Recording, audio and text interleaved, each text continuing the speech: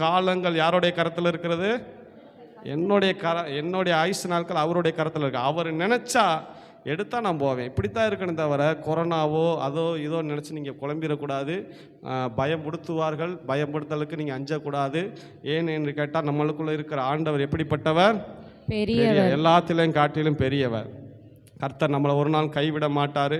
நம்மளுக்குன்னு ஒரு குறிச்ச நாளை வச்சுருப்பார். இந்த வயசில் தான்டா நீ போவ, அது வரைக்கும் நம்மளை யாரும் இன்னும் செய்ய முடியாது. ஆனால் நம்மளாம் நம்ம வாழ்க்கை என்ன பண்ணிக்கலாம்? அழிச்சிக்கிறலாம். எப்படி அழிக்கலாம்? அன்கான்சியஸ்னா அப்படியே உட்காந்துக்கிட்டு வாழ்க்கையே போர் அடிக்குது, வாழ்க்கையே வேஸ்ட்டாக இருக்குது, இப்படியே இருக்கிறப்ப அப்படியே சொன்னால் அங்கே யார் வருவானா? பிசாசு வருவான். ஆண்டவர் நல்ல வாழ்க்கையை வைத்திருக்கிற போது அதை வாழ பழகி கொள்ள வேண்டும். வாழ்க்கையை வேஸ்ட் அடிக்கக்கூடாது. அன்றைக்கி அதை வச்சு தான் அன்றைக்கி ஒரு தேவ செய்தி நான் எடுக்கிறேன். எத்தனை பேருக்கு நான் சொல்கிறது புரியுது? அல்லேலூயா, அல்லேலூயா, அல்லேலூயா, அல்லேலூயா. கோவிஷீல்டு தானே ஃபஸ்ட்டு, நாங்கள் கோவேக்சின் போட்டிருக்கோம். நாங்கள் அது அப்படி எல்லா ஊசியும் அப்படித்தான் பாதிப்பு தான். அந்த ஊசி மட்டும் கிடையாது, எல்லா ஊசி போட்டவங்க. ஆகவே இப்போ என்ன தெரியுமா, எனக்கு ஒரு தைரியம் வந்துருச்சு. இன்னி ஊசி போட்டவங்களாம் யாரை நம்பி வாழ போகிறாங்க சொல்லுங்க? கர்த்தரை நம்பி வாழ்வாய்டா. இன்னி இவங்க ஒரு பயம் கொடுத்துனது நல்லது தான்டா. இன்னி இவங்களுக்கு ஒரு பயம் வரும். திடீர்னு நம்மளுக்கு என்ன ரத்த ஓட்டம் உறைஞ்சிச்சுன்னா என்ன ஆறுது? ரொம்ப அப்போ தான் ஆண்டவரை தேட போகிறாங்க. அல்லேலூயா. அந்த கம்பெனிக்காரங்க செஞ்சது நல்லது தான். இப்படி ஒரு பயமுடுத்தலை கொடுங்கடா. கொடுத்தாதான்டா அவவே என்ன பண்ணுவேன்? ஆண்டவரை இன்னும் அதிகமாக தேடிவான். கொஞ்சம் லூஸாக விட்டா நம்ம ஆளுகளுக்கு நேரம் இல்லை. அங்கே ஒரு இது இருக்குப்பா, எடுத்துக்கப்பா. அங்கே ஒன்று இருக்குது பாருங்க. இப்போது நம்ம வாசிக்க போகிறோம். எல்லாரும் எடுத்துக்கொள்ளுங்க. நியாயாதிபதிகள் 6ஆம் அதிகாரம் பக்கம் 308 பழைய ஏற்பாட்டில் எடுத்துக்கொள்ளுங்க. 6ஆம் அதிகாரம் 11, 12 வாசிங்க. 6ஆம் அதிகாரம் பக்கம் 308 பழைய ஏற்பாட்டில் எத்தனைப்பா சொன்னீங்க? 6ஆம் அதிகாரம் 11, 12. 11, 12. அதற்கு பின் கர்த்தருடைய தூதனானவர் வந்து அபியேஸ்ரியனான யோவாசின் ஊராகிய ஒப்ராவில் இருக்கும் ஒரு கர்வாலி மரத்தின் கீழ் உட்கார்ந்திருந்தார். அப்பொழுது அவனுடைய குமாரன் கிதியோன் கோதுமையை மீதியானியரின் கைக்கு தப்புவிக்கிறதற்காக ஆலைக்கு சமீபமாய் அதை போரடித்தான். அதற்கு பின்பு கர்த்தருடைய தூதரானவர் வந்து அபியேஸ்ரியான யோவாசின் ஊராகிய ஒப்ராவில் இருக்கும் ஒரு கர்வாலி மரத்தின் கீழ் உட்கார்ந்தார். அப்பொழுது அவனுடைய குமாரன் கிதியோன் கோதுமையை மீதியாரியரின் கைக்கு தப்புவிக்கிறதற்காக ஆலைக்கு சமீபமாய் அதை போரடித்தான். கர்த்தருடைய தூதரானவர் அவனுக்கு தரிசனமாகி, பராக்கிரமசாலியே, கர்த்தர் உன்னுடனே இருக்கிறார் என்றார். போதும். இங்கே கிதியோன் என்கிற ஒரு தேவ மனிதனை தேவன் தன்னுடைய தூதனை கொண்டு சந்திக்கிறார். அப்படி சந்திக்கிற வேளையிலே இந்த கிதியோன் என்கிற ஒரு மனிதன் பயந்து போய் ஒளிந்து கொண்டிருந்தான். எல்லாரும் என்ன பாருங்க, கிதியோன் எப்படி இருந்தானா? பயந்து போய் ஒளிந்து கொண்டிருந்தான். ஏன் பயந்தான்? ஏன் ஒளிஞ்சான்? அதை நம்ம பார்க்க போறோம். பாருங்க, அந்த நாட்களில் இஸ்ரவேலர்கள் விவசாயம் செய்து தங்களுடைய நிலத்தை உழுது விதை விதைத்து அறுவடை வருகிற நேரம் வரும்போது, இப்போ கிதியோன் அதை செய்கிறான். தன்னுடைய நிலத்தில் விதையை விதைச்சு உழுது அறுவடை வரும்போது அதை வெளிப்படையாக செய்ய முடியவில்லை. நம்ம ஊரில் என்ன செய்ய பண்ணுவாங்க? அறுவடை பண்ணா என்ன செய்வாங்க? ஒரு செடியை வச்சுக்கிட்டு போகிறவங்க வரவங்க என்ன பண்ணுங்க? என்னங்க என்னமோ அமெரிக்காவில் இருக்க மாதிரி பேச சொல்லுங்க. போகிற வரவங்க காசு பொடியா அப்படின்னு சொல்லுவாங்க. நாங்கள் அறுவடை பண்ணுறோம் தெரிஞ்சுக்கோ, காசு போடுன்னு சொல்லுவாங்க. வெளிப்படையாக செய்வாங்க. ஆனால் கிதியோன் அதை வெளிப்படையாக செய்ய முடியவில்லை. ஏன் செய்ய முடியவில்லைன்னா, அதே 3 வாசிங்க. 3:4.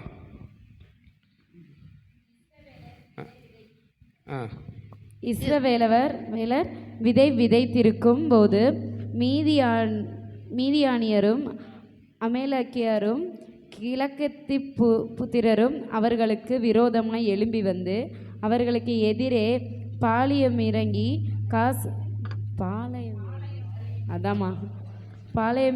காசாவின் எல்லை மட்டும் நிலத்தின் விளைச்சலை கொடுத்து இஸ்ரவேலிலே ஆகாரத்தையாகிலும் ஆடு மாடுகளும் கழுதையாகிலும் வைக்காதே போவார்கள். பாருங்க, இங்கே போட்டிருக்கு, அப்படி அறுவடை செய்து எல்லாம் செய்கிறப்ப பக்கத்தில் யார் வருவாங்களாம்? மீதியானியரும் அமலேக்கியரும் அமலேக்கியரும் ஒரு 2 குரூப் வந்து எல்லாத்தையும் என்ன பண்ணிக்கணும், எடுத்துக்கொண்டு போயிடுவாங்களாம். கதிர் இவங்க கஷ்டப்பட்டு எல்லாம் செஞ்சு அறுவடை வரும்போது வந்து அப்படியே எல்லாத்தையும் அடிச்சுட்டு போயிடுவாங்களாம், எடுத்துகிட்டு போயிடுவாங்களாம். எப்படி இருக்கும் பார்த்தீங்களா?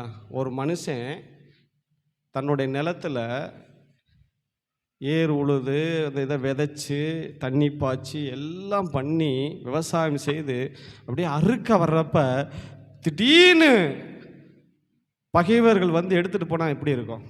உங்களுக்கு தெரியல அது. உங்கள் வீட்டில் இப்போ 10 மாமரம் வளர்க்குறீங்க, நிறையா பாருங்கள், 10 மாமரம் வளர்க்குறீங்க. சும்மா வளர்த்துறீங்களா? கஷ்டமாக இருக்குமா? ஈஸியாக வளர்த்துறீங்களா? என்னப்பா அங்கே பார்க்குற? கஷ்டமாக வளர்ப்பீங்களா? ஈஸியாக வளர்ப்பீங்களா? கஷ்டமாக தான் வளர்ப்பாங்க. கஷ்டம். அதுக்கு தண்ணி ஊற்றணும், அதுக்கு மருந்து போடணும், அதை பராமரிக்கணும், உரம் போடணும். இப்படிலாம் செஞ்சு அந்த செடியை நல்லா வளர்த்து நல்லா பூ பூத்து நல்லா பழம் பாய்க்கல, திடீர்னு 20 குரங்கு வந்து எல்லாத்தையும் பறிச்சுட்டு போனால் எப்படி இருக்கும்? திட்டுன்னு 20 குரங்கு வந்து எல்லாத்தையும் பறிச்சுட்டு போனால் உங்களுக்கு எப்படி இருக்கும்? மனசு கஷ்டமாக இருக்கும். இப்படி வருஷம் செஞ்சால் எப்படி இருக்கும் உங்களுக்கு? சரி, இதை போய் எதுக்கடா செஞ்சுக்கிட்டு கண்டப்போ கஷ்டப்பட்டு நம்ம வளர்த்து எல்லாம் பண்ணி எல்லாம் செஞ்சு இப்படி போயிடுச்சுன்னு சொல்லி நம்ம என்ன பண்ணிடுவோம்? செய்ய மாட்டோம். இது போல தான் இஸ்ரவேலர்கள் எல்லாரும் சோர்ந்து போயிட்டாங்க. வருஷம் இப்படி வந்து நம்ம அறுவடை பண்ணி இவங்க கொண்டு போகிறாங்களேன்னு சொல்லி எல்லாரும் சோர்ந்து போயிட்டாங்க. ஆனால் அதற்கு மத்தியில் கிதியோன் எல்லாரும் போல இல்லைங்க, அவன் சோர்ந்து போகலை. எல்லாரும் சோர்ந்து போய் சில நேரத்தில் சோம்பேறி ஆயிடுவாங்க. என்ன சத்தம் கேட்குதுன்னு தெரியலையே. எல்லாரும் சோர்ந்து போய் சோம்பேறி ஆயிடுவாங்க. ஆனால் கிதியோன் சோம்பேறி ஆகவில்லை. கொரோனா நம்மளுக்கு எப்போ வந்துச்சுங்க? கொரோனா எத்தனாவது வருஷத்தில் வந்துச்சு? 2020 ஆரம்பிச்சிருச்சு. 2021 கொஞ்சம், 2000 அப்படியே வீரியம் முடிச்சு வந்துக்கிட்டு இருக்கு. அநேகருடைய தொழில் கெட்டு போனது, அநேகருடைய வேலை போச்சு, அநேகர் பாதிக்கப்பட்டார்கள், அநேகர் மரிச்சு போயிட்டாங்க.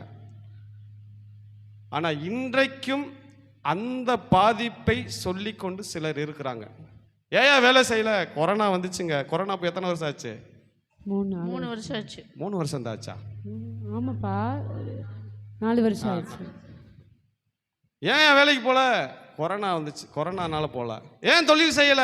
கொரோனா வந்துச்சு, கொரோனானால தொழில் செய்யலை. பாதிப்பு வந்தது உண்மைதாங்க, உண்மைதான். பாதிப்பு வந்துச்சு, எல்லாருமே அதில் நஷ்டம் பண்ணாங்க, எல்லாமே வேலை இழந்தாங்க. ஆனால் அதற்கு பிறகு நீ என்ன முயற்சி செய்தாய்? அதுதான் இன்னைக்கு கேள்வி. அதுக்கு பிறகு நீ என்ன முயற்சிகள் அவசியங்க.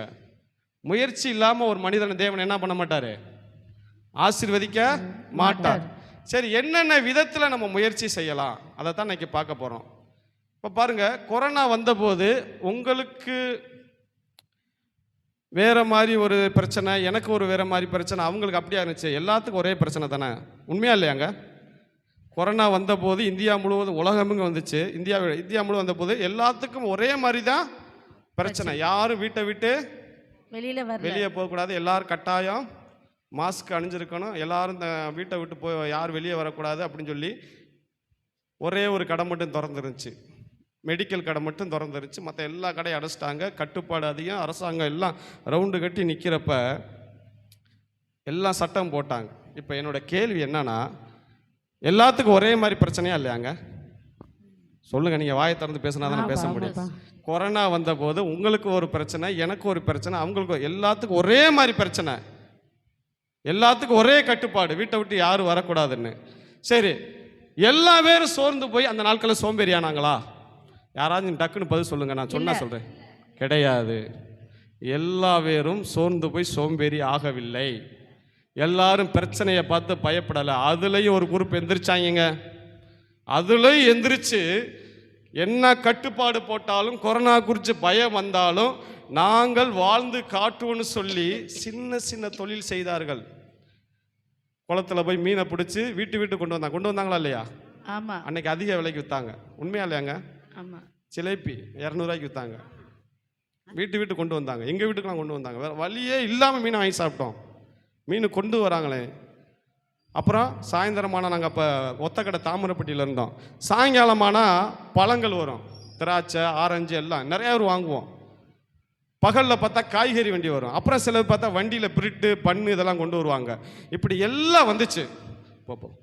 இப்படி எல்லாம் வந்துச்சுங்க. நான் கேட்குறேன், எல்லாத்துக்கும் ஒரே மாதிரி தானே பிரச்சனை? ஏங்க இவங்க மட்டும் எந்திரிச்சு சில செஞ்சாங்க? இவங்களுக்கு பயம் இல்லையா? இவங்க ஏங்க சோம்பேறி ஆகி சோர்ந்து போய் வீட்டுக்குள்ள உட்காரல? ஏன் உட்காரல? அதைத்தாங்க நான் சொல்றேன். அதற்கு மத்தியிலையும் இந்த சூழ்நிலையிலையும் முயற்சி செய்து சில பேர் வெற்றி பெற்றார்கள், பணம் சம்பாதித்தார்கள். எங்கள் மச்சான் வந்து டெய்லராக இருந்தாலும் அந்த நாட்களில் டெய்லர்களெல்லாம் அடைக்கப்பட்டது. ஒரு குட்டி யானையை பிடிச்சி 2 திராசை வாங்கி தக்காளியை கொண்டு போய் புத்து மத்தியானத்தில் விற்றுட்டு வந்துடுவார். நான் சொல்லுகிறேன், பிரச்சனை எல்லாத்துக்கும் ஒன்று தான், ஆனால் அவனுடைய முயற்சி தான் தேவன் பார்ப்பார். நான் சொல்கிறது உண்மையாக பொய்யாங்க? உங்கள் வீடு தேடி காய்கறி வந்துச்சா? அவனும் பயந்து போய் கொரோனா வந்தாலே அவனு இருமுனா வந்துருன்னு சொல்லி பயந்து போய் இருந்தானா? இல்லை.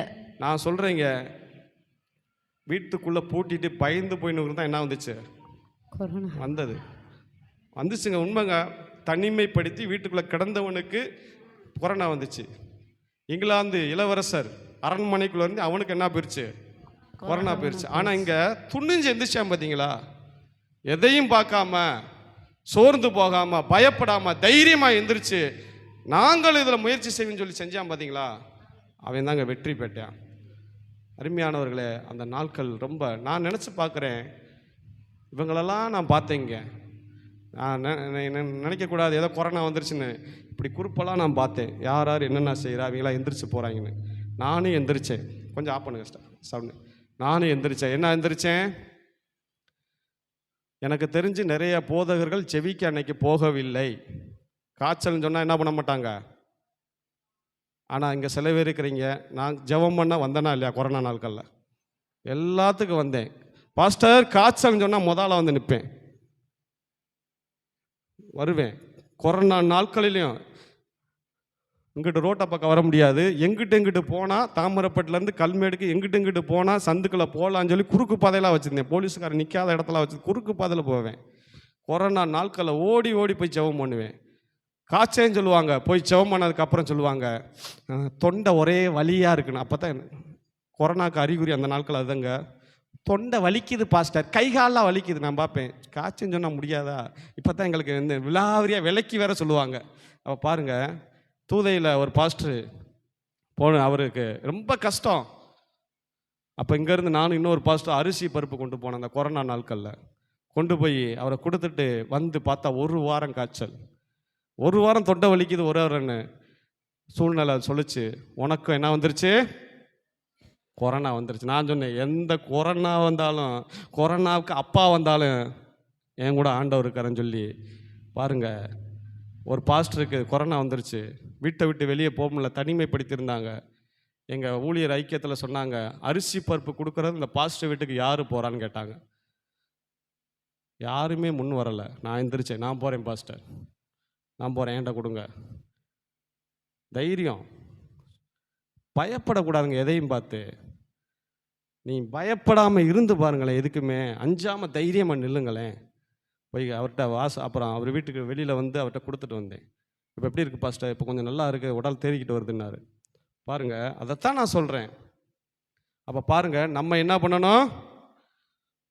பிரச்சனைகளிலிருந்து அன்னைக்கு நான் சொன்னேன், இது எதுக்கு ஒரு உதாரணத்துக்கு சொல்கிறேன். ஊரெங்கும் கொரோனா, அதுலேயும் சில பேர் எழும்பி முயற்சி செய்து தொழில் செய்து வெற்றி பெற்றார்கள். சில பேர் பயந்து போய் வீட்டுக்குள்ளே முடங்கி கிடந்தார்கள். அப்போ நான் என்ன சொல்கிறேன்னா, நம்முடைய பிரச்சனையிலிருந்து நம்ம வெளியே வர தேவன் சில வழிகளை வைத்திருக்கிறார். பிரச்சனை ஒரு பெரிய பிரச்சனையே கிடையாது. வாழ்க்கையில் பிரச்சனை இருக்கலாம், நீ பிரச்சனையே எதுக்குள்ள வச்சிருக்க? சில பேர் அப்படி இருப்பாங்க பார்த்துறீங்களா? உன் வாழ்க்கையில் பிரச்சனை இருக்கியா, நீ பிரச்சனையை தூக்கி எதுக்குள்ள வச்சுக்கிட்டு இருக்க? வெளியில் வர முடியல. என்ன முடியலை? எல்லாத்துக்கும் பிரச்சனைக்கு தேவன் வழியை வைத்திருக்கிறார். சரி, இந்த பிரச்சனைகள் தீர்வதற்கு நாம் என்னென்ன வழிகளை கையாள வேண்டும்? 6ஆம் அதிகாரம் 6ஆம் வசனத்தை வாசிங்க. முதலாவது நம்ம என்ன செய்ய வேண்டும்? இப்படி மீதியானவராலே இஸ்ரவேலர் மிகவும் சிறுமைப்பட்டார்கள்.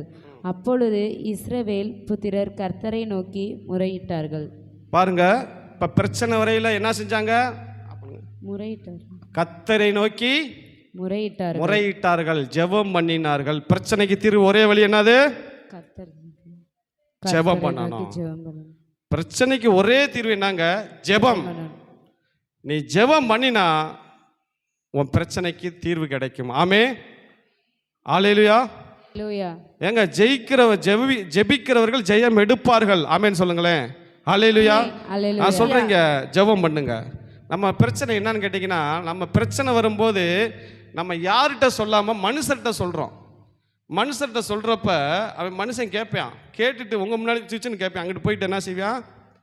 அவனுக்கு தெரிஞ்ச சொல்லிட்டு போயிடுவான். அதான் சொல்கிறக்கு, ஆபத்து காலத்தில் சோர்ந்து போனால் உன் பலன் குறுகினது. அப்படின்னா என்னது? நீ மனுஷன் சொல்ல சொல்ல உன் பலன் குறுகி போயிடும். ஆனால் தேவனிட சொல்ல சொல்ல உன் பலன் அதிகரிக்க. அல்லேலூயா. அப்ப பாருங்க, முதலாவது என்ன சொன்னாங்க?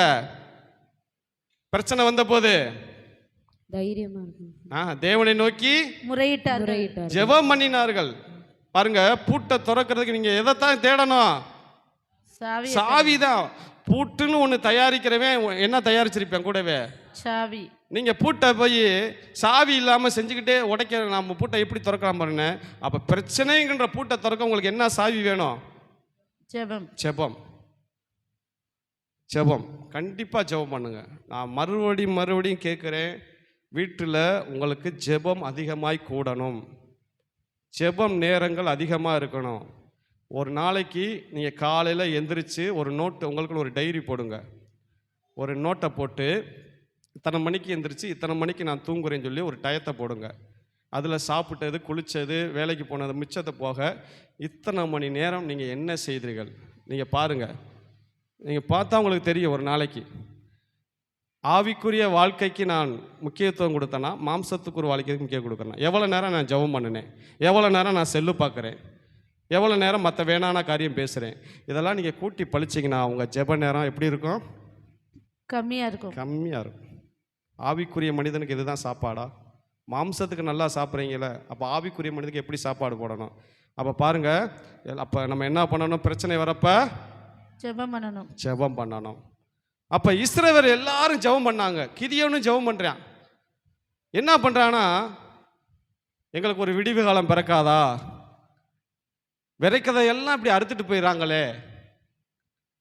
ஆடு வளர்த்தா ஆடை கொண்டு போயிறான், மாடு வளர்த்தா மாடை கொண்டு போகிறான், கோழி வளர்த்தா கோழி கொண்டு போயிறான், இப்படியே இருக்குன்னு சொல்லி எல்லாரும் ஜெபம் பண்ணினார்கள். ஏழை வாசிங்க, டக்குன்னு வாசிங்க. ஏழை. இஸ்ரவேல் புத்திரர் மீதியார்களின் நிமித்தம் கர்த்தர் நோக்கி முறையிட்ட போது கர்த்தர் ஒரு தீர்க்கதரிசியை பாருங்க. இப்ப ஜெபம் பண்ணின உடனே 7ஆம் அதிகாரத்துல 6-7 சொல்லு, ஜெபம் பண்ணின உடனே ஆண்டவர் என்ன செஞ்சிட்டாரா? செயல்பட ஆரம்பித்தார். அல்லேலூயா. அல்லேலூயா. நீங்க ஜெபம் பண்ணுனா ஆண்டவர் என்ன பண்ணுவாரு? செயல்பட ஆரம்பிப்பார்.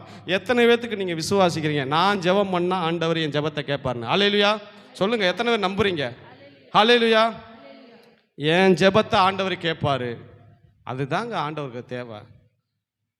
சின்ன ஜெபமோ பெரிய சிலர் சொல்லுவாங்க எங்களுக்கெல்லாம் ஜெபிக்க பரவாயில்ல, ஜெபிக்க தெரியலனாலும் கூட ஏசப்பா எனக்கு இப்படி பிரச்சனை இருக்குப்பான்னு சொல்லி, அதுதான் என்னது? ஜெபம். ஜெபம்.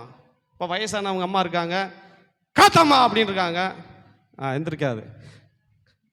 காத்தம்மாலாம் என்ன சொல்லி ஜெபம் பண்ணோம்? ஏசப்பா எனக்கு இதைத்தாங்க. அந்த ஜெபத்தை ஆண்டவர் கேட்பாருங்க.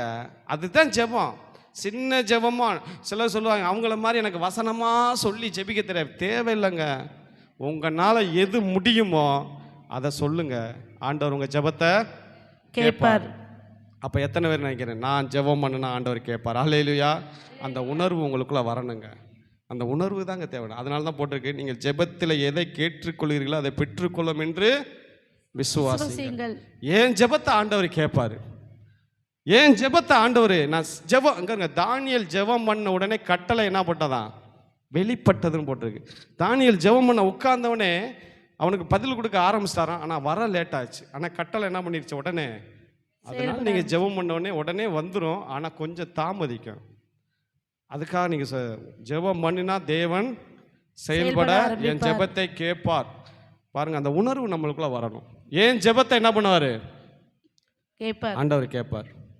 இந்த உணர்வு வந்துருச்சுன்னா நல்லா வீட்டை போய் கதவை பூட்டிக்கிட்டு நல்லா உட்காந்து ஒரு முக்காடை போட்டுட்டு ஆம்பளையெல்லாம் அப்படியே உட்காந்து கண்ணே மூடி அப்படியே அழுது சோத்திரம் சோத்திரம் சோத்திரம் பண்ணுறப்ப என்னங்க வரும்? சில ஒரு அனுபவம் இருக்கும், சொல்லுங்கள். சில உருவங்கள் உங்களுக்கு தென்படும், சில காரியங்கள் உங்களுக்கு இன்னைக்கும் நான் உணர்வேன். நான் தனிமையில் போய் ஜெபம் பண்ண ரொம்ப விரும்புவேன். அதுக்கு விரும்புகிறப்ப சில காரியங்கள் அப்படியே கண்ணில் ஆண்டவர் காட்டிக்கிட்டே இருப்பார். இது இது இது இது இது முந்தானத்து கூட ஒரு சகோதரி ஆண்டவர் காட்டினார்.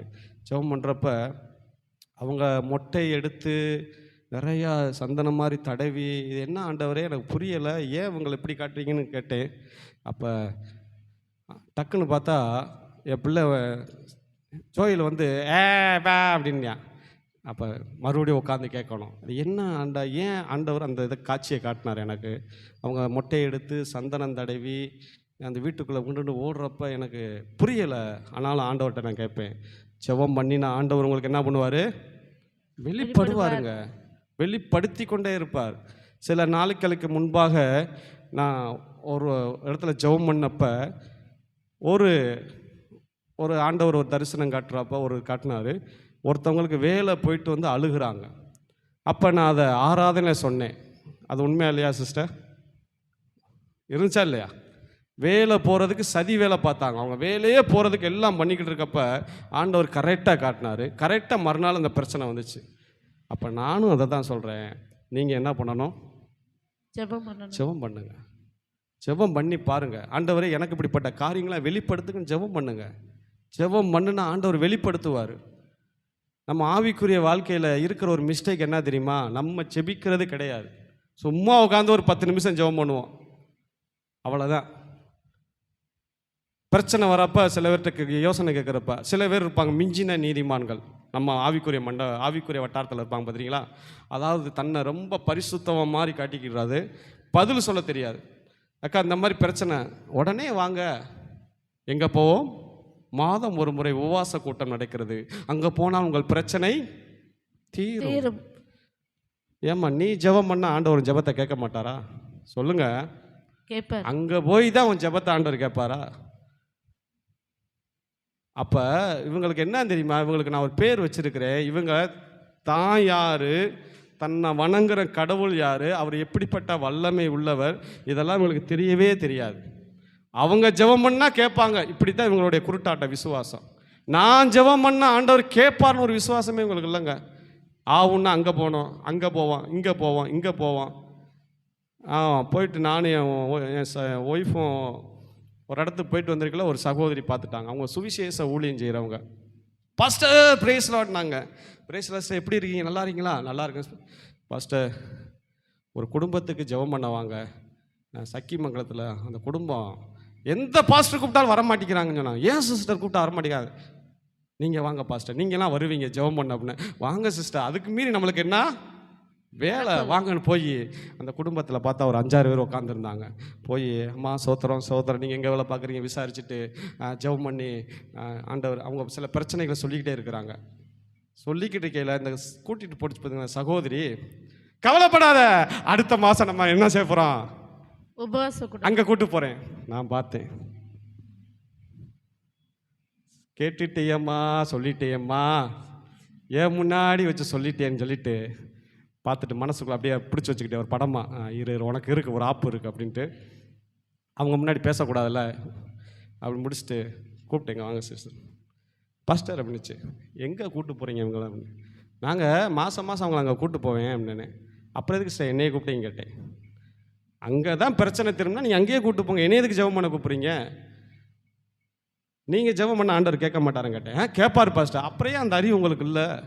ஒரு நாள் உபவாசம் போட்டு ஜெபம் பண்ணுங்க, இந்த வீட்டுக்காண்டி எல்லாத்தையும் கூட்டு ஜெபம் பண்ணுங்க. ஏன் அங்கே கூட்டு போனால் தான் இதாகுமான்னு சொல்லி பாருங்கள். இவங்களுக்கு என்ன கேட்டிங்கன்னா என்ன இல்லை, தான் யார், தன்னை வணங்குற கடவுள் யார், அவர் எப்படிப்பட்டவளை, என் ஜெபத்தை கேட்பார்னு ஒரு அறிவில்லாதவங்க. அது போயிடுச்சு, அவசரமாக போன் வந்து என்ன போயிடுச்சு. அப்போ அந்த அம்மாட்ட கேட்டேன், எத்தனை மாதமாக அங்கே போகிறீங்க கேட்டேன். ஆடியா அந்த அம்மா சொல்லாது, ஏப்பா நீ வேற, நீ கேட்குற பாஸ்டர், எங்கள் பாஸ்டர் கேட்குறீங்க, மாதம் 1000 2000 ரெடி பண்ணி வச்சுக்கிறோம் அந்த கூட்டத்துக்கு அவள் காசே போட மாட்டான். எங்கள் மூலயமா அந்த கூட்டத்துக்கு போய் நல்லா சாப்பிட்டுட்டு நல்லா தின்னுட்டு வந்து படுத்துருவார். நான் பார்த்தேன், அப்போ இது போகிற நோக்கம், இது சும்மா கிடக்குது, இது போகிறதுக்கு யாரை பயன்படுத்துது? அந்த குடும்பத்தை இந்த குடும்பத்தை பயன்படுத்தி இவங்க கடனை வாங்கி வட்டிக்கு வாங்கிட்டு போகிறாங்களா 2000 ரூபா. அங்கே போனால் தான் ஆசீர்வாதம், அங்கே போலாட்டி கடவுள் அப்படின்னு பயமுடுத்துமா. நான் சொல்லி அதெல்லாம் ஒன்றுமே கிடையாது. நீங்கள் முழங்கால் போட்டு நீங்கள் ஜெபம் பண்ணுங்க. எசேக்கியா ராஜாவுக்கு எத்தனை வருஷத்தை ஆண்டவர் சொன்னார், உன் காரியத்தை ஒழுங்குபடுத்தி நீ சாக பறஞ்சனோடனே மறுபடியும் அங்கே வேதம் சொல்லுது, எசேக்கியா ராஜா கண்ணீர் வடித்து சோறு பக்கமாய் திரும்பி சொல்லுங்க, ஜீசஸ் காலுக்கு ஒரு லெட்டரை போட்டு எனக்காக செபித்து கொள்ளுங்கள் பால் தினகரன் அவர்களே சொன்னானா? சொல்லுங்க. அவன் என்ன பண்ணினா? 15 ஜெபம் பண்ணினாங்க. அழுது சவுர் பக்கமாக திரும்பி ஆண்டவர் நிற்கிறது போல காலை கட்டி பிடிச்சி ஜெபம் பண்ணுறேன், ஆண்டவரே என்னை எடுக்காதீங்க, என் ஆயுசு நாட்களை தாங்கன்னு சொன்னோடனே ஆண்டவர் எத்தனை வருஷம் கூட்டி கொடுத்தாரு? 15 வருஷம். சொல்லுங்க சத்தமா. 15 வருஷம். 15. அந்த வேத பகுதி போய் படிச்சு பாருங்க. ஆண்டவர் சொல்றாரு, உன் விண்ணப்பத்தை கேட்டு உன் கண்ணீரை கண்டேன். நான் பண்ணி வச்சுக்கோங்க, உன் விண்ணப்பத்தை கேட்டு உன் கண்ணீரை கண்டேன். நான் போன வாரம் சொன்னேன், மத்தேயு 6:6 வாசிக்காதீங்க. நீயோ ஜெபம் பண்ணும்போது உன் வீட்டு அறைக்குள்ள பிரவேசித்து பூட்டி கொண்டு சொல்லுங்க, அந்த பிதா பார்த்து ஜெபம் பண்ணு, உனக்கு வெளியரங்கமா பதிலளிப்பார். நான் உபவாசம் இருக்கிறேன். ஐய, உபவாசம் இருந்தால் முதல்ல என்ன பண்ணக்கூடாது? யாருக்குமே வெளியே சொல்லக்கூடாதுங்க. அது வெளியே சொல்லிட்டு அவன் பலன் என்ன பண்ணுச்சு? ஒரு சகோதரி வருவாங்க, சோர்ந்து போய் வருவாங்க. அப்படியே என்ன சிஸ்டர் 2 நாளாக உபவாசம் இருக்கிறேன். நான் பார்ப்பேன், நீ உபவாசம் வந்து ஒரு பிரச்சனை கிடையாது. நல்லா பவுடர் அடித்து என்ன பண்ணணும், நல்லா எண்ணெய் போட்டு பவுடர் அடித்து நீ உபவாசம் இருக்கிறத என்ன பண்ணக்கூடாது? காமிக்கக்கூடாது. சும்மா தண்டரை அடிக்கிறது, உபவாசம் இருக்கேன்னு. 1 மணிக்கு எந்திரிச்சு நாங்கள் ஜெபம் பண்ணுவோம், 2 மணிக்கு எந்திரிச்சு ஜெபம் பண்ணுவோம். ஏன் தூட்டிக்கிட்டே தர்ற? நீ ஜெபம் பண்ணுறது யாருக்கு தான் தெரியணும்? ஆண்டவருக்கு மட்டும் தெரியணும். நான் 1 மணிக்கு எந்திரிச்சு ஜெபம் பண்ணுவேன், நான் 2 மணிக்கு எந்திரிச்சு ஜெபம் பண்ணுவேன், தண்டரை அடிச்சுக்கிட்டே தெரியும். அப்போ நீ வந்து எதை நாடுறேன்னா புகழையும் புகழ் நான் ஜெபம் பண்ணுறேன்னு எல்லாத்தையும் தெரியணுமா? சரி, வேறு பகுதிக்கு போவோம். அப்போ பாருங்க, நீங்கள் ஜெபம் பண்ணின ஆண்டவர் கேட்பார். எத்தனை பேர் விசுவாசிக்கிறேன் நான் ஜெபம் பண்ண ஆண்டவர் கேட்பார்? அல்லேலூயா. சரி, இப்போ பாருங்க, அடுத்து நம்ம வாசிக்க போகிறோம். அப்படியே வாங்க, 6-8 வாசிங்க. 8 டக்குன்னு வாசிங்க. கர்த்தர் ஒரு தீர்க்கதரிசியை அவர்களிடத்திற்கு அனுப்பினார்.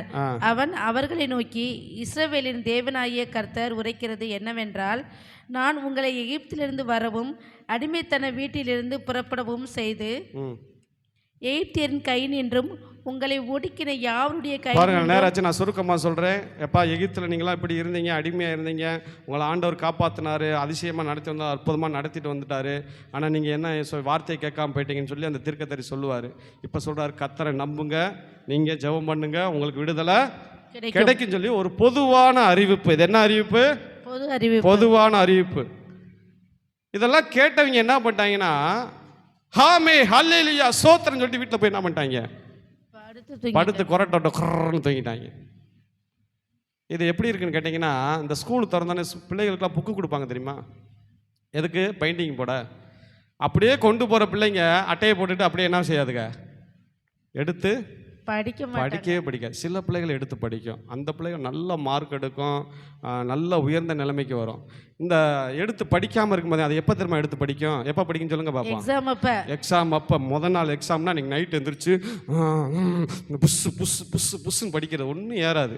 அப்புறம் அம்மாட்ட சொல்கிறது, அம்மா என்னை காலையில் ஒரு 6 மணிக்கு ஊசி பிடிமா. ஏன்பா? காலையில் எழுந்திரிச்சு எக்ஸாமுக்கு படிக்கணும். எப்போ எக்ஸாமு? அன்னைக்கு காலையில் போய் எழுதணும். இது காலைல 6. ஐயா தரித்திரியம் முடிச்சாலே என்ன அது ஒரு ஆயத்தம். அம்மாவும் எந்திரிச்சு பார்க்கும், எந்திரிக்காது, கொஞ்சம் தண்ணியை ஊற்றி விட்டுன்னு எந்திரிச்சிடும். எந்திரிச்சு புக்கை திறந்தேன், தாஜ்மஹாலை கட்டியது யார்? 3 கேள்வி. அங்கே 3 ஆப்ஷன் கொடுத்துருப்பாங்க. ஷாஜஹான், அலெக்சாண்டர், அப்புறம் பார்க்க பேரரசு. யார் கட்டினா? ஏன்னா புக்கை எடுத்து முன்ன பார்த்தா தானே அதுக்கு தெரிஞ்சிருக்கும். தாஜ்மஹாலை யார் கட்டினா? அலெக்சாண்டர், ஷாஜஹான், பேரரசு. அம்மா கிட்ட வேலை பார்த்துக்கிறேன். அம்மா இந்த கேள்விக்கு மட்டும் பதில் சொல்லுமா, சொல்லுடி. தாஜ்மஹாலை கட்டினது யாருமா? உங்கள் அப்பனை கட்டிட்டே நான் படுற பாடு தெரியாதாக்கு, இதில் நீ வேற இதை கட்டிட்டேன்னு. அந்தம்மா அந்த ஆளை கட்டிக்கிட்டே நான் படுற பாடு போதாதா, இதில் தாஜ்மஹாலை கட்டி நான் தெரிஞ்சு என்ன பண்ண போகிறேன்? அந்தம்மா. அப்பா நீங்கள் சொல்லுங்கப்பா, ஏன் சொல்லுப்பா, தாஜ்மஹாலை கட்டினது யார்? தெரியலையம்மா, எனக்கு தெரியலையே, என்கிட்ட யாரும் சொல்லவும் இல்லை, எனக்கு அந்த இடத்தையும் பார்த்ததில்லை. இப்படித்தான் புசு புசு புசுன்னு படித்து போய் குறைவான மார்க் எடுத்து அப்புறம் பார்த்தீங்கன்னா இந்த பிள்ளை என்னன்னு கேட்டிங்கன்னா, அவங்க அம்மா அப்பா போய் காலேஜில் சீட்டுக்கு கையை கட்டி நின்று, ஏன் இதெல்லாம் ஏன் நடக்குது சொல்லுங்கள், இதெல்லாம் ஏன் நடக்குது?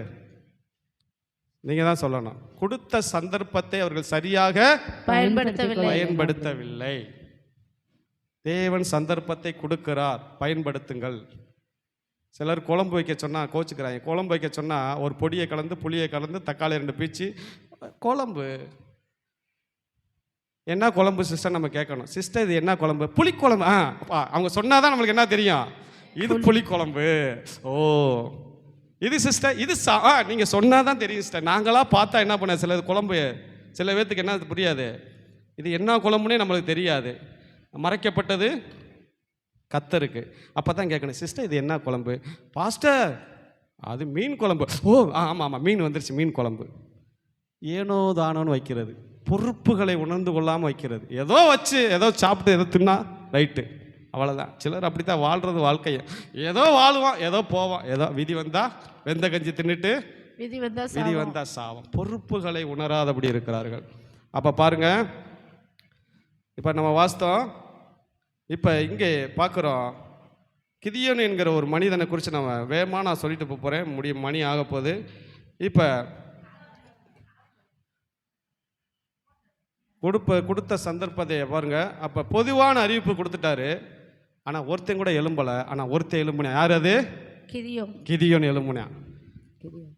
மற்றவங்களும் விடுங்க, எனக்கு நீங்கள் செய்வீங்களா கிதியோன் கேட்டா, கண்டிப்பாக செய்வேன், எலும்புலான்னாரு. கிதியோன் இப்போ எலும்பி விதைக்கல ஜெபம் பண்ணுறான். ஆண்டவரே நல்ல அறுவடை வந்துருச்சு. இப்போ அறுவடை வந்தால் இவனுக்கு ஒரு பயமும் இருக்குது, அதே நேரத்தில் என்ன இருக்குது, தைரியமும் இருக்குது. விதைச்சிட்டியான், எவனுமே முன் வரல, விதைச்சிட்டியான். ஆனால் அறுக்கிற நேரம் எதிரிகள் வந்துடுவாங்களான்னு ஒரு பயமும் இருக்குது உனக்கு. இப்போ பயமும் இருக்குது, என்ன இருக்குது, நம்ம எல்லாரும் அப்படி தானே. யாரும் எனக்கு தைரியம் மட்டும் இருக்குன்னு சொல்ல மாட்டேன் கையை தூக்குங்க, எனக்கு பயமே கிடையாதுன்னு சொல்கிறாங்க கையை தூக்குங்க.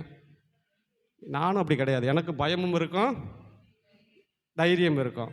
இப்போ இதெல்லாம் பார்க்குறாரு, எல்லாம் பயந்து போய் இருந்தப்ப நீ ஒருத்தன் தாண்டா பயப்படாமல் நீ எல்லாம் பண்ணின்னு சொல்லி.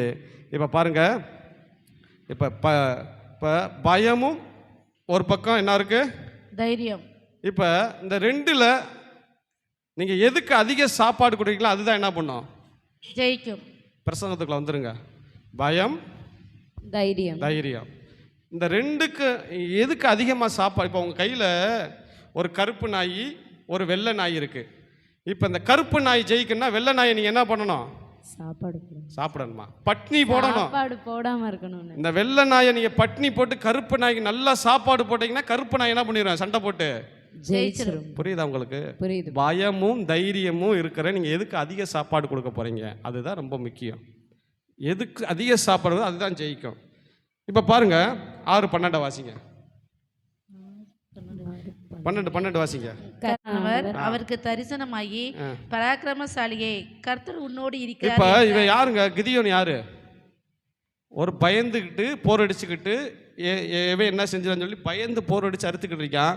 கர்த்தர் வந்து சொல்றாரு, பராக்கிரமசாலியே. பயந்துறாங்க கருத்தமா.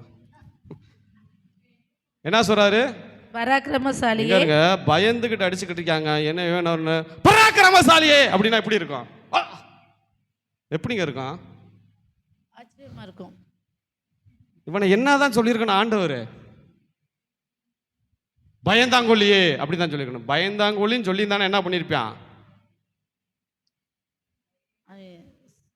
நிற்கிறவன் உட்காந்துருப்பான், உட்காருவன் தூங்கிடுவான், தூங்குறவன் செத்தே போயிருவான். வார்த்தையில் என்ன இருக்கு, அப்படி என்கரேஜ் பண்ண வார்த்தைகளாக பேசுகிறேன். நீங்கள் பேசுகிற வார்த்தைகளை அப்படியே ஒருத்தன் என்ன பண்ணணும், கட்டி எழுப்பணும்.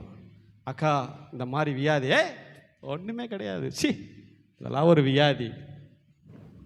என்ன வியாதி இது? என்ன வியாதி? இதெல்லாம் சரியாக போயிடும். அதை விட்டுப்புட்டு ஆமாக்கா இந்த வியாதி வந்துட்டா வெள்ளையம்மா செத்து போயிட்டா அப்படின்னா என்ன பண்ணிடுவான்? ரொம்ப பயம். அங்கனக்குள்ளே செத்து போயிரியா விழுந்து. வார்த்தையில் என்ன இருக்கு? வல்லமை இருக்கு. என்ன இருக்கு? வல்லமை. சரியான வார்த்தைகளை நீங்கள் பேசினால் செத்தவனை கூட என்ன பண்ணிடலாம்? உயிர்ப்பிக்கலாம். உயிரப்பண்ணா. அப்போ தூங்கணும் எழுப்ப முடியாதா? கரைப்பால் கரைத்தால் கருங்கல்லும் கூட என்ன பண்ணுமா? பிரதர் ஒன்று சொல்லுவார், அடிமேல் அடி வச்சா அம்மியும் நகரும். அவர் ஜோக்கா சொல்லுவார், டைமிங் சொன்ன அடிமேல் அடி வச்சா அம்மி நகலல. என்ன சொல்லுவீங்க?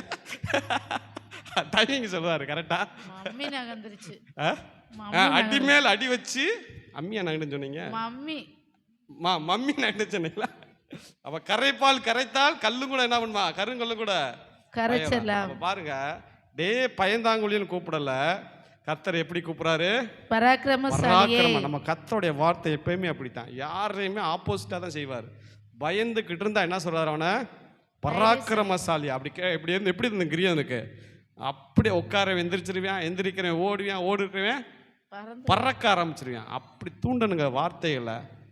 இப்ப பாருங்க, அடுத்த வாசிங்க. கர்த்தர் அவனை எழுப்பி பயந்துக்கிட்டு இருக்கிறவன என்ன பண்றான்னா அவனுக்கு ரோசத்தை கொடுக்குறாரு. பராக்கிரமசாலியே, நான் உன்னோட இருக்கேன்டா, அப்படி செய்டா இப்படி செய்டா, அவங்களாம் ஒரு ஆளே கிடையாதுடா, நீ எல்லாம் செய்யலாம்னு சொல்லி இவனை உசுப்பு ஏற்றி விட்டு கிதியோனை எழுப்புறாரு. இப்போ 6:13 வாசிங்க. அப்பொழுது கிதியோன் அவரை நோக்கி, என் ஆண்டவனே, கர்த்தர் என்னோடே இருந்தால் இவையெல்லாம் எங்களுக்கு நேரிடுவானேன். இப்ப கேட்குறியான், கேள்வி கேட்குறியான். எப்படி எப்படிங்க நம்ம சொல்லுவோம்ல, அப்படி கேட்குறியா?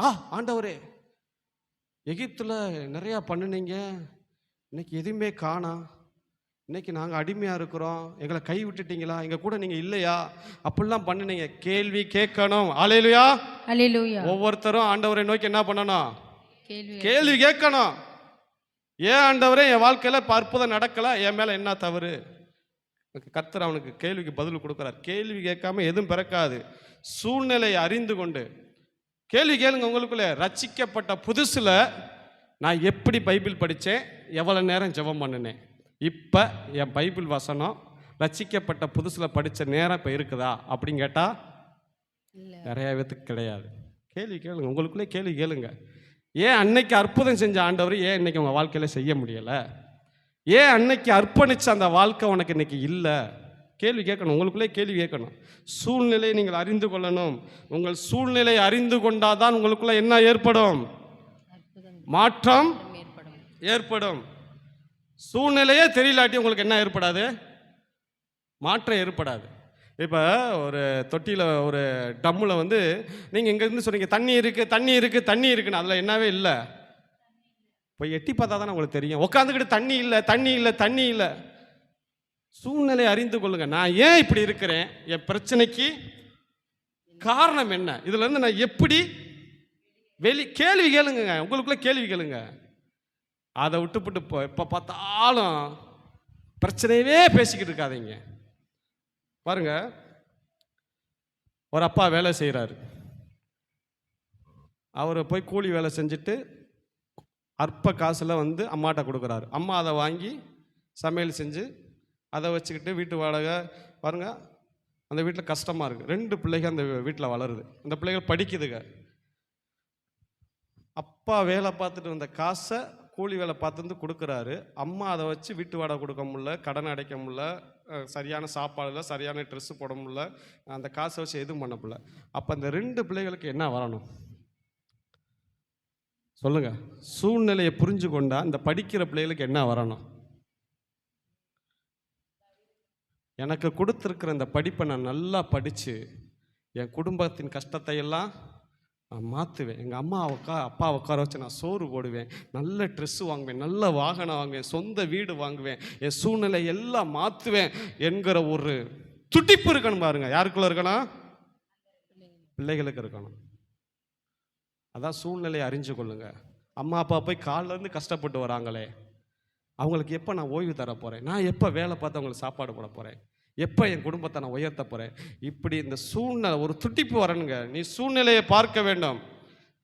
பாருங்க, அவலமான உன் மதில்கள் இடிக்கப்பட்டு உன் வாசல்கள் எரிக்கப்பட்டு நீ அடிமையாய் இப்போ இருக்க அடக்குமுறை சுழந்து நீ புரிஞ்சு கொண்டா உன் சூழ்நிலை மாற்றப்படும். அதுலேருந்து நீ வெளியே வர என்ன பண்ணணும்? முயற்சி செய்யணும். உன் சிறுமையை நோக்கி பார்க்கையில் உன் உயர்வை நோக்கி பாரு. ஏன் அதான் பிரசங்க சொல்ல, தாழ்வு காலத்தில் நீ என்ன பண்ணு? தாழ்வு காலத்திலே இது எப்படி ஒரு வசனம் சொல்லுப்பா? தாழ்வு காலத்திலே உன் சிருஷ்டிகரை அப்படி வராதுப்பா. தாழ்வு காலத்திலே சிந்தனை செய். ஏன் இந்த தாழ்வு வந்தது? அப்ப நான் முயற்சியே செய்ய மாட்டேன்னு சொன்னா உனக்குள்ள என்ன வராது? சொல்லுங்க, மாற்றங்கள் வராது. நான் அடிக்கடி சொல்லுவேன், நோவா படம் பார்த்தேன். நோவா அந்த கதை சூப்பராக இருந்துச்சு. எல்லா மிருகங்களும் கப்பலுக்குள்ளே வந்துருச்சான். நோவா பார்க்குறாராம், நோவா மனைவி நின்று பார்க்குறாங்களா, எல்லாம் வந்துருச்சா? எல்லாம் வந்துருச்சுங்க. அப்போ கதவை அடைச்சிருவோமா? பார்த்தா தூரத்தில் 2 ஆமை வருதான். எப்படி வந்துச்சான்? ஆமாம் எப்படி வரும்? மெதுவாக வரும். கொடு கொடு கொடு. அது 1 வாரம் ஆகி போச்சு காட்டை விட்டு கிளம்பி. கொடுக்குன்னு வருது. நோவா மனைவி பாவங்க, அது அப்படி போய் நேரம் 2 பேரும் போய் ஆளுக்கு ஒரு ஆமை என்ன பண்ணிட்டாங்களாம்? தூக்கிட்டு வந்து கப்பலுக்குள்ளே விட்டாங்களாம். ஏன்? கரெக்டாக பதில் சொல்லுங்க. ஏன் அவங்க தூக்குனாங்க? அதை முயற்சி. என்னால் போகவே முடியாது, நம்மளால் ஓட முடியாது, முயல் மாதிரி ஓட முடியாது, அது நடக்க முடியாதுன்னு சொல்லி ஆமை காட்டுக்குள்ளே இருந்திருந்தா என்ன பண்ணியிருக்கோம்? செத்து போயிருக்கும், அழிஞ்சு போயிருக்கும் அந்த இனமே. ஆனால் ஆமைக்கு ஒரு நம்ம போவோம். முயற்சி. நான் சொல்லுங்க, முயற்சி அடையார் நிகழ்ச்சி அடையார். முயற்சி பண்ணுங்க. முயற்சி பண்ணாமல் இருக்கிறதாங்க தப்பு. ஆண்டவர் அதை அவருக்கு பிடிக்காது. முயற்சி பண்ணணும். ஆகவே இப்போ பாருங்க, இப்போ முயற்சி பண்ணி இப்போ பாருங்க, அவன் கேட்குறியான், அன்னைக்கு எங்கள் கையை பிடிச்சிங்களா ஆண்டவரே, இன்றைக்கி என் கையை விட்டுட்டீங்க, அன்னைக்கு எங்கள் கூட இருந்தீங்க, இன்றைக்கி இல்லையே ஆண்டவரே, ஏன் எங்களுக்கு இப்படிப்பட்ட கேள்வி மேலே கேள்வி கேட்குறேன். ஆண்டவர்கிட்ட கிதியோட்ட கேள்வி கேட்டுக்கிட்டே இருக்கான். இப்போ ஆண்டவர் பேசுகிறாரு. இதோட முடிக்கிறேன். ஆண்டவர் பேசுகிறாரு. 14 வாசிங்க. அப்பொழுது கர்த்தர் அவனை நோக்கி பார்த்து, உனக்கு இருக்கிற இந்த பலத்தோடே போ, நீ இஸ்ரவேலை மீதியானியரின் கைக்கு நீங்களாக்கி ரட்சிப்பாய். இப்போ ஆண்டவர் சொல்றாரு, கேள்வி கேட்காத, வாயை உடச்சு போடுவேன், கேள்வி கேட்காத. இப்பெல்லாம் அதிக பிரச்சனை சொன்னாரா? கேளு. நீ கேட்டா தாண்டா எனக்கு என்ன வரும்? கேள்றா, உனக்குள்ள கேள்வி கேளு. அன்னைக்கு இருந்த ஆண்டவர் ஏன் இன்னைக்கு இல்லை நீ கேட்குறீல? அன்னைக்கு அற்புதம் செஞ்சேன், இன்னைக்கு ஏன் செய்யணும்னு கேட்குறீல? கேள்றான்னு சொல்லிட்டு கேட்க வைக்கிறாரு. ஆண்டவருக்கு யாரை ரொம்ப பிடிக்கும்? கேள்வி கேட்கிறவரை பிடிக்கும். 14 சொல்றாரு, என்ன சொல்றாரு? உனக்கு இருக்கிற இந்த பலத்தோடு போ. என்ன சொல்றாரு? உனக்கு இருக்கிற இந்த நெருப்போடு நீ என்ன பண்ண? உனக்குள்ள இருக்கல அந்த நெருப்பு, உனக்குள்ள இருக்கல அந்த நெருப்பு. அன்னைக்கு அற்புதம் நடந்து இன்னைக்கு ஏன் நடக்கலன்னு கேட்கிறீல? இந்த நெருப்பு உனக்குள்ள இருக்குல்ல, அந்த நெருப்பு அப்படியே வச்சுக்கடா, அணைச்சிடாத. அந்த நெருப்பு அப்படியே வச்சுக்கோ. உயரணும். நான் உயரணும். நான் நல்ல உயர்ந்த நிலைக்கு வரணும். நான் எல்லாரும் மாதிரி இருக்கணும். 4 பேரை என்னை மதிக்கணும். நான் நல்ல நிலைக்கு வரணும். அந்த நெருப்பு உனக்குள்ள அப்படியே வச்சுக்க. உனக்கு இருக்கிற இந்த பலத்தோடு போ. உனக்கு இருக்கிற இந்த வைராக்கியத்தோடு போ. நெருப்போட போடா. உனக்கு இருக்க அதை பாருங்க. உனக்கு இருக்கிற இந்த பலத்தோடு அப்படின்னா என்ன அர்த்தம் கேட்குறீங்க? உனக்கு இருக்கிற அந்த நெருப்போட நீ என்ன பண்ணு? போ. சம்பாதிக்கணும், உயரணும். கஷ்டப்பட்டேன், ஒரு காலத்தில் கஷ்டப்பட்டேன், ஆனால் இன்னும் சம்பாதிப்பேன், மீதியை எடுத்து வைப்பேன், நான் சேர்த்து வைப்பேன், நல்ல பொருட்களை வாங்குவேன், நான் உயர்வேன், எல்லாரும் மாதிரி இருக்க மாட்டேன், நல்ல உயர்ந்து 4 பேர் என்னை மதிக்கணும். என்னை கேவலம் பார்த்தவெல்லாம் என் தலையை உயர்த்தி என்னை எப்படி பார்க்கணும்? அந்த நெருப்போட நீ போடா. நான் சொல்கிறேங்க, உங்களுக்குள்ள இருக்கிற சின்ன நெருப்பு இருந்தால் போதும், தேவன் அதை காட்டி தீய மாட்டார். சின்ன நெருப்பு இருந்தா போதும், அதை எப்படி ஆண்டவர் எப்படி செய்வாரு?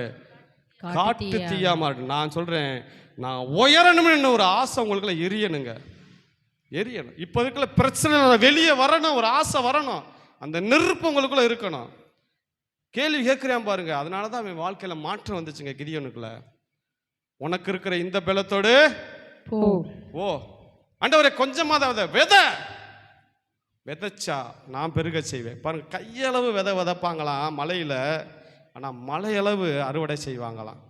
அப்புறம் 3வது முறை ஆண்டவர் சொல்கிறாரு, 15 இதெல்லாம் வாசிக்க நேரம் ஆயிடுச்சு, நான் முடிக்கிறேன். உங்களை சொல்கிறீங்க, இருக்கிற எப்படி வசனம் வருது? உனக்கு இருக்கிற பலத்தோட போ. இந்த பலத்தோடு போ. எரியணும். உனக்குள்ள என்ன எரியணும்? காட்டு நெருப்பு எரியணும், நான் உயரணும், நல்லா வரணும், நான் சாதிக்கணும், 4 பேர் என்னை பார்த்து மதிக்கணும், என்னை அவமானப்படுத்துகிறவங்க மத்தியில் நான் நல்லா இருக்கணும். இந்த நெருப்பு உனக்குள்ளே வந்துருச்சுன்னு ஆண்டவர் சொல்கிறாரு. அந்த நெருப்பு உனக்குள்ளே இருக்கட்டும். இருக்கிற பலத்தோடு போ. போ. அருமையானவர்களே, எங்கள் வீட்டில் சகோதரிக்கு திருமணமானவனே எங்கள் அம்மா நிறைய சீட்டு போட்டு வச்சுருந்தாங்க. அது முடிஞ்சவனே நிறைய அந்த கல்யாணத்தில் எல்லாம் காசு போயிடுச்சு. ரவுண்டு கட்டிட்டாங்க கடன்காரங்க அப்புறம் வந்து கேட்காத கேள்வி கேட்டாங்க. சீட்டு போட்டு இப்படி தான் நீங்கள் பண்ணுவீங்களா, அப்படி தான் பண்ணுவீங்களான்னு. வெறி வந்துச்சு எனக்குள்ளே ஒரு அனல் எரிஞ்சிச்சு. விட மாட்டேன், இந்த வாழ்க்கையை நான் ஜெயிச்சு காட்டுவேன், கட்டணை பூரா நான் அடைப்பேன். இந்த கட்டணை பூரா அடைச்சு அநேகருக்கு என்னால் முயன்றதை நான் கொடுக்கு கர்த்தனை. இந்த வெறி வந்துச்சு, இந்த நெருப்பு வந்துச்சு பாருங்கள் எனக்குள்ள. அந்த நெருப்பு தான் ஆண்டவர் என்னை உயர்த்தினார். ஆமே. நான் சொல்கிறேங்க, வாழ்க்கை ஏனோ தானன்னு வாழாதீங்க. நெருப்பு உங்களுக்குள்ளே எரியணும். நீ இருக்கிற இந்த பலத்தோடு போ. சும்மா 4 பேர் சேர்ந்து 4 ஃப்ரெண்டோட சேர்ந்துக்கிட்டு பார்க்குக்கு போகிறது, அது போகிறது, இது போகிறது, வாழ்க்கையை என்ஜாய் பண்ணுறது, இதெல்லாம் வாழ்க்கையே கிடையாதுங்க. இருக்கிற இந்த பலத்தோடு போ. உனக்குள்ளே இருக்கிற நெருப்பு இருக்குது தெரியுமா, அது கொஞ்சமாக இருந்தால் அதை காட்டுத்தியா மாற்றுவார். சகோதரி போகிறீங்களா சிஸ்டர்? அந்த ஜெபம் பண்ணி முடிச்சிடறேன். பாருங்கள், அவங்க மெட்ராஸ்லேருந்து ஒரு விசேஷத்துக்கு வந்திருந்தாங்க. வந்திருக்கலாம். உம்மை துதிக்கிறோம் ஆண்டவரே. கர்த்தாவே, இந்த வேலைக்காக நாங்கள் செபிக்கிறோம் ஆண்டவர் தாமே. கிதியோனுக்கு பயமும் இருந்தது, அதே நேரத்தில் தைரியமும் இருந்தது. கர்த்தர் அவனுடைய பலவீனத்தையும் பார்த்தார், பலத்தையும் பார்த்தார். அதனால தான் சொன்னார், பராக்கிரமசாலியே கர்த்தர் உன்னோடு இருக்கிறார் என்று பயந்து கிடந்த கிதியோனை கர்த்தர் தைரியப்படுத்தி மீதியானுடைய கையிலிருந்து உன்னை அனுப்புகிறவர் நான் அல்லவா என்றார். பாருங்க, கிதியோனுக்கு ஒரு பலம், யானை பலம் வந்துருச்சு.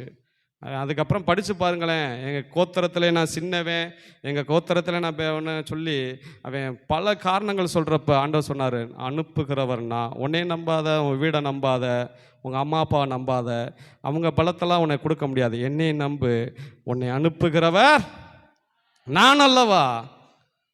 ஒரு வசனம் போங்க, அருமையாக இருக்கும். ஒருவனை முறியடிக்கிறது போல நீ மீதியான முறியடிப்பை சொல்லி வெறித்தனமாக கிதியோனுக்குள்ள விசுவாசத்தை எழுப்புறாருங்க. கிதியோனு போய் அந்த மீதியானிய யுத்தத்தில் ஜெயிச்சுட்டு வரேன் பாருங்க. அருமையானவர்களே, வாழ்க்கை ஏனோ தானோ என்று வாழாதீங்க. ஒரு முயற்சி செய்யுங்க, முயற்சி பண்ணுங்க, நல்லா ஜெபம் பண்ணுங்க, நல்லா ஆண்டவருக்காக துதிங்க. கர்த்தர் உங்களை உயர்த்துவார். அருமையான இந்த வேலைக்காக ஸ்தோத்திரம். இயேசுவி நாமத்தினாலே வந்து இந்த ஒவ்வொருத்தரையும் நம்முடைய கரங்களில் ஒப்பு கொடுக்குறோம். இயேசுவி நாமத்தினாலே இங்கே இருக்கிற ஒவ்வொருத்தரையும் தலைகளை உயர்த்தும்படி அந்த நெருப்பு, நீ இருக்கிற இந்த பலத்தோடு போ. அந்த நெருப்பு உயரணும், ஆசீர்வாதம், என் குடும்பம் நல்லா இருக்கணும், என் தலைகள் உயர்த்தப்படணும், என் மதில்கள் எரிக்கப்படணும், என் சிறுமை வரும்போது நான் கண்ணோக்கி பார்க்கணும். அந்த ஒரு விசுவாசம் உங்களுக்குள்ளே வந்துட்டாலே போதுங்க, கர்த்தர் உங்கள் தலைகளை உயர்த்துவார். கர்த்தர் தாமே ஆசீர்வதிப்பார். இயேசு கிறிஸ்துவின் நாமத்தினாலே செபிக்கிறேன் நல்ல பிதாவே. எல்லாரும் சேர்ந்து சொல்லுவோம், என் ஆத்துமாவே கர்த்தரை ஸ்தோத்திரி, என் முழு உள்ளமே பரிசுத்த நாமத்தை ஸ்தோத்திரி. என் ஆத்துமாவே கர்த்தரை ஸ்தோத்திரி, கர்த்தர் செய்த சகல உபகாரம் மறவாதே. ஆமென். கர்த்தராகிய இயேசுவின் கிருபையும் பிதாவுடைய அன்பும் பரிசுத்த ஆவியானுடைய அந்நியமை ஐக்கியமும் என்றென்றைக்கு சதா காலங்களில் இருக்கிற அனைவரோடு கூட இருப்பதாக. ஆமென். ஆமென். அல்லேலூயா, அல்லேலூயா, அல்லேலூயா. கர்த்தர் உங்களை ஆசீர்வதிப்பாராக. காணிக்கை